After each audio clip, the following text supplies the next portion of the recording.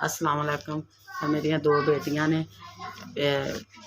साडा कोई कमाण वाला नहीं है, यही साडा कमाण वाला सी मेरा मियाँ। इनू टीवी हो गई है, पहले शुगर सी, हुण टीवी भी हो गई है। राजा मजदूरा मगर मेहनत मजदूरी करता सी, हुण इहदे कोल काम कोई नहीं हुंदा।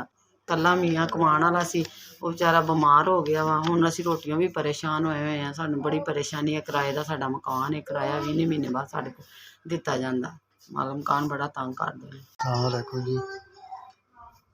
मरीज बंदा दो मेरे बच्चियां ने, ਜਦੋਂ ਦੀ ਮੈਂ ਟੀਵੀ ਹੋ ਗਈ ਹੈ ਨਾ ਮੇਰੇ ਕੋਲ ਕੰਮ ਹੁੰਦਾ ਹੈ। ਰਾਜਾ ਮਜ਼ਦੂਰਾਂ ਮਗਰ ਕੰਮ ਕਰਨਾ ਸਾਂ ਤੇ ਕਿਰਾਏ ਦਾ ਘਰ ਹੈ, ਨਾ ਕਿਰਾਇਆ ਦਿੱਤਾ ਜਾਂਦਾ ਹੈ ਤੇ ਬੜੇ ਹਾਲਾਤ ਪਰੇਸ਼ਾਨ ਹੋਏ ਨੇ, ਆਵਾਜ਼ਾਰ ਹੋਏ ਨੇ। ਤੇ ਸ਼ੂਗਰ ਮੈਨੂੰ 50 ਸਾਲਾਂ ਦੀ, ਆਪਣੇ ਆਪ ਨੂੰ ਘਸੀਟੀ ਜਾ ਰਿਹਾ ਸਾਂ, ਬੱਚਿਆਂ ਦਾ ਰਿਜ਼ਕ ਕਮਾ ਰਿਹਾ ਸਾਂ ਤੇ ਕੰਮ ਨਹੀਂ ਹੁੰਦਾ। ਕਿਰਾਏ ਦਾ ਘਰ ਹੈ, ਦੋ ਬੱਚੀਆਂ ਨੇ ਮੇਰੀਆਂ ਤੇ ਮੇਰੀ ਕੁਛ ਮਦਦ ਕਰੋ। ਬੜੀ ਹਿੰਮਤ ਕਰਨਾ ਕੰਮ ਕਰਨ ਦੀ, ਕੰਮ ਨਹੀਂ ਹੁੰਦਾ, ਉੱਠਿਆ ਹੀ ਨਹੀਂ ਜਾਂਦਾ ਹੈਗਾ। ਸ਼ੂਗਰ 5 ਸਾਲ ਤੋਂ ਵੀ ਸ਼ੂਗਰ,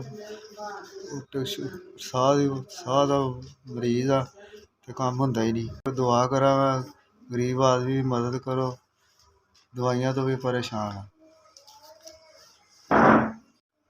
अस्सलाम वालेकुम। मदद की है 5000 रुपये की गरीब लोगों की। ਤੁਹਾਨੂੰ अल्लाह पाक तंदुरुस्ती देवे, तरक्कियां देवे, खुशियां देवे।